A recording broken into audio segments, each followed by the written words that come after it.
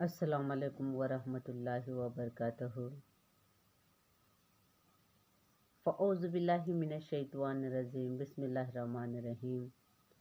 نحمدی نصلی نسلم علی رسول الکریم، اما بعد فاعوذ باللہ من الشیطان الرجیم، بسم اللہ الرحمن الرحیم۔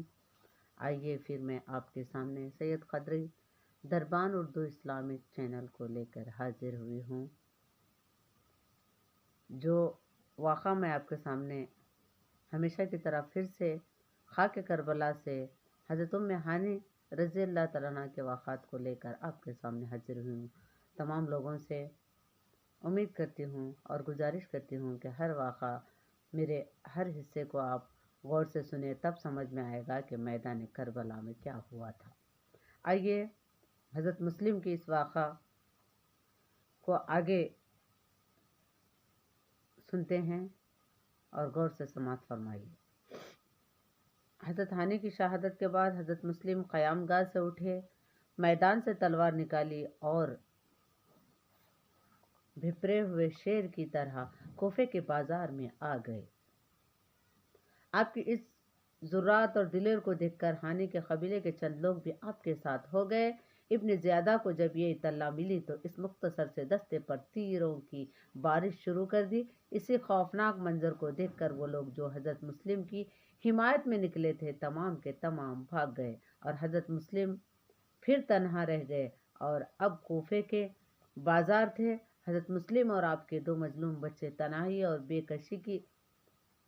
کسی تھی، غربت و مسافرت تھی، مظلوم و بیچارگی تھی، عجیب دردناک حالات تھی۔ جس دروازے پر جاتے کوئی جواب نہ دیتا، کم عمر بچے ساتھ ہیں اور خیر خواہ کوئی نہیں، کوفے کا شہر ہے مگر پناہ گاہ کوئی نہیں۔ ہر مکان کے دروازے بند ہو چکے تھے۔ کوفے کی زمین کا ذرہ ذرہ آپ کے خون کا پیاسا تھا۔ دونوں بچوں کو سینے سے چمکاتے ہوئے ایک فقیر بے نواں کی طرح چھپنے کی جگہ تلاش کر رہے تھے کہ اچانک ایک دروازہ کھلا اور ایک بوڑھا سا انسان جس کا نام خواجہ شرعی تھا باہر نکلا، اور اندھیرے رات میں خواجہ شرع کو چند سائے نظر آئے۔ خواجہ شرع نے پوچھا، تم کون ہو اور اس وقت بازاروں میں کیوں گھوم رہے ہو؟ حضرت مسلم نے فرمایا، ہم مسافر ہیں بابا، ہمارا وطن بہت دور ہے اور یہاں ہمارا کوئی ہمدرد نہیں ہے اور کوئی ہمارا پناہ گاہ نہیں۔ اگر تم میرے دونوں مظلوم بچوں کو آج رات اپنے پاس رکھو اور میں کہیں اجاڑے میں رات بسر کر لوں گا۔ یہ پڑھتے ہی ہم یہاں سے کسی اور جگہ چلے جائیں گے۔ آج کی اس رات ہمیشہ پناہ دو اور قیامت میں آپ کو پناہ دیں گے۔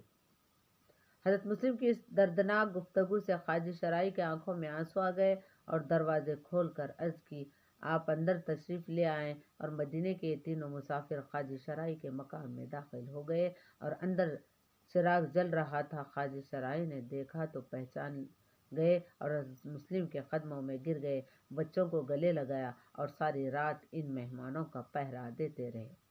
حضرت مسلم نے فجر کی نماز ادا کی اور سوچنے لگے کہ ایسی کون سی تدبیر ہو کہ حضرت امام حسین کو کوفے والوں کی بے وفائی، عہد شکنی اور دشمنی اور ابن زیادہ کے ظلم و ستم کی اطلاع مل جائے، مگر اب کیا کر سکتے تھے؟ خط لکھ چکے تھے اور تیر کمان سے نکل چکا تھا۔ سورج نکلتے ہی کوفے کے کوچے بازاروں میں منادی ہونے لگی اور مسلم جس گھر سے بھی پکڑے گئے اس کے بال بچوں کو بھی ذبح کر دیا جائے گا۔ حضرت مسلم نے یہ دلخراش آواز سنی تو اس خیال سے کہ میری وجہ سے یہ بوڑھا مبتلائے مصیبت کیوں ہو، جوش میں آ گئے اور تلوار میدان سے نکالی اور خواجہ شرع تھے۔ فرمایا، بابا، آپ کی مہمان نوازی اور محبت اہل بیت کا شکریہ میں اس بدلے قیامت کے دن ادا کروں گا۔ دیکھو، یہ میرے دو مظلوم بچے آپ کے پاس امانت ہیں، اگر کوئی وقت ملے تو ان کو مدینہ کے راستے پر ڈال دینا، ٹھوکریں کھاتے اور گرتے اڑتے پہنچ جائیں گے۔ اتنا کہہ کر حضرت مسلم نے نعرہ تکبیر بلند کیا اور شمشیر حیدری کو ہوا میں لہراتے ہوئے میدان میں آ گئے اور للکارا کہ اے کوفے کے بے وفا لوگو، تم نے میرے ہاتھ پر بیعت کی، مجھے اپنا مذہبی پیشوا تسلیم کیا اور میں خود نہیں آیا تھا، تمہارے بلانے پر آیا ہوں۔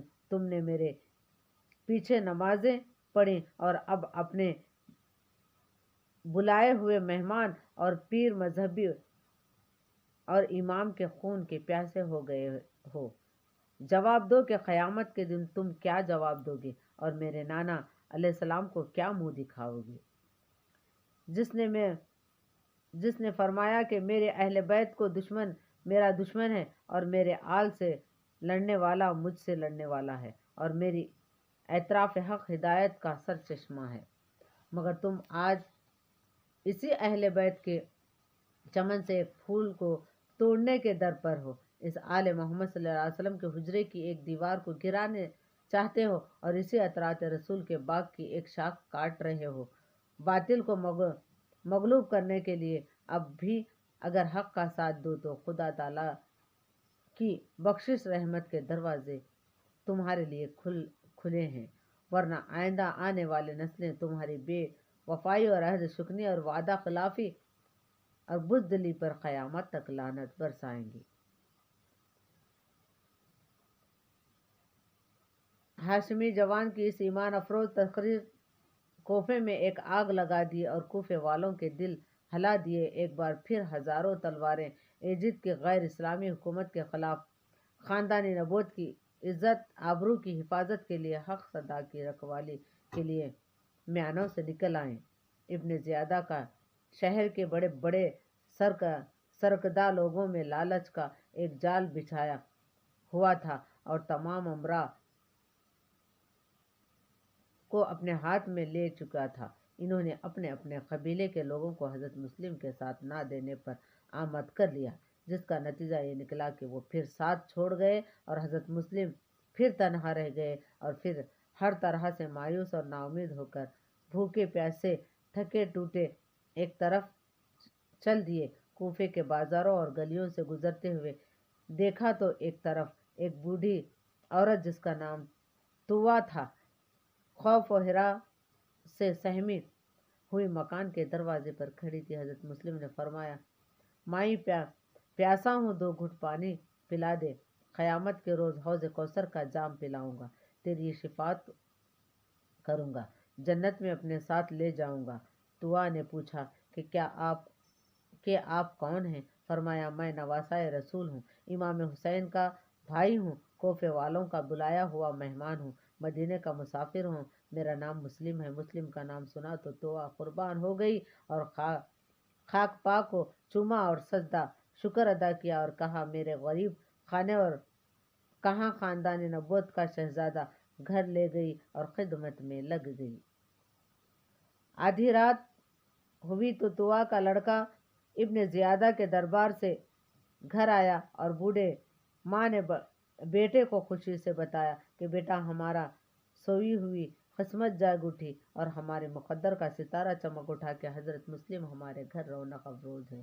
ساری رات اپنے مہمانوں پر ماں اور بیٹا دونوں خوشی سے خوش تھے، مگر دونوں کی خوشیاں مختلف تھیں کہ ماں اپنی نجات کا ذریعہ سمجھتی تھی، بیٹا حضرت مسلم کا گرفتار کر کے ابن زیادہ سے انعام پانے کا خواہش مند تھا۔ چنانچہ اس جنتی ماں کے نالائق بیٹے نے ایسا ہی کیا، پچھلی رات گھر سے نکلا اور ابن زیادہ کو حضرت مسلم کا پتہ دے آیا۔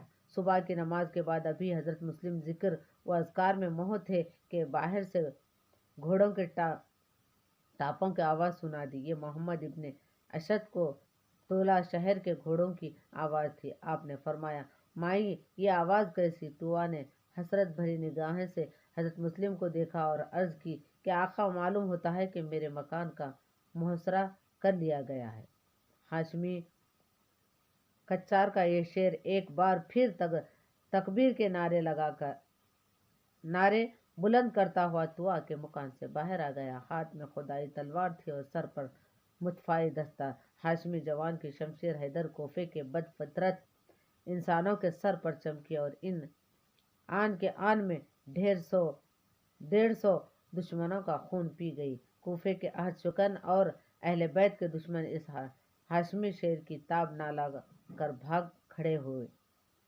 یہ تھا حضرت مسلم رضی اللہ تعالیٰ عنہ کا واقعہ۔ انشاءاللہ تعالیٰ آئندہ کا واقعہ کل لے کر حاضر ہو جاؤں گی۔ تب تک کے لیے مجھے اجازت دیجیے۔ دین کے راستے پہ رہیے، نمازوں کی پابندی کیجیے، جھوٹ سے بچیے، غیبت سے بچیے، اپنے ماں باپ سے محبت کیجیے، دوستوں سے، رشتہ داروں سے محبت کیجیے اور یہ جھوٹی دنیا کی چمک سے بچنے کی کوشش کیجیے۔ آئیے ہم سب ایک کلمے کی طرف چلتے ہیں جو ہمارا آپ کا حق لا الہ الا اللہ نور محمد صلی اللہ کا کلمہ صدا جاری کرتے ہوئے ہمیشہ ہیں اور رہیں گے۔ السلام علیکم ورحمۃ اللہ وبرکاتہ۔